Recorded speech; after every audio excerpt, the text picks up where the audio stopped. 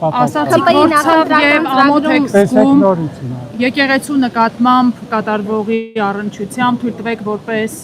հոտի ներկայացուցիչ իմ ցավը եւ ամոթի զգացումներով կիսվել ձեզ հետ։ Ես ցավ եւ ամոթ եմ զգում, երբ որ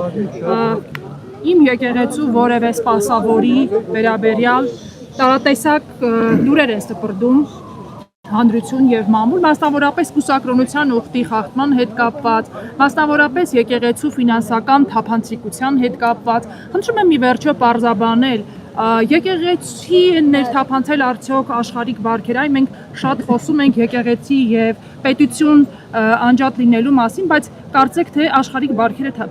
թափանցել են եկեղեցի։ Խնդրում եմ աշխարհիկ բարքեր։ Աշխարհիկ բարքեր, այն որ կուսակրոնության ուխտ տված հոգևորականին մեղադրում են կամ մեղադրվում է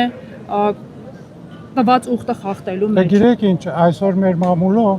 ում մասին ինչ ասեք կարող եք լսել։ Եվ այ մեղադրում են, թե ինչ էր անում, եւ ի վերջո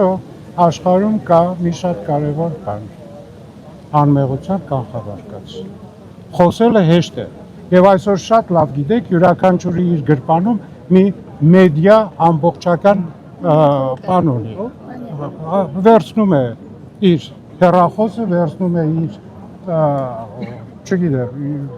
ինչ-որ մի գործիքը եւ սկսում է իր կարծիքները խոսել, դրա մասին ես ձեզ կաթողիկոսի դուստր ունենալու մասին տարիներ առաջ մամուլը գրեց, բայց մենք չտեսանք համոզիչ հերքում մայրաթորի կողմից։ Վերջո դուստր ունի, անլուրջ բաներին լուրջ չեն պատասխանում։ Հավանիչ տեսանյութը եւ բաժանորդագրվիչ նորությունները բաց չթողնելու համար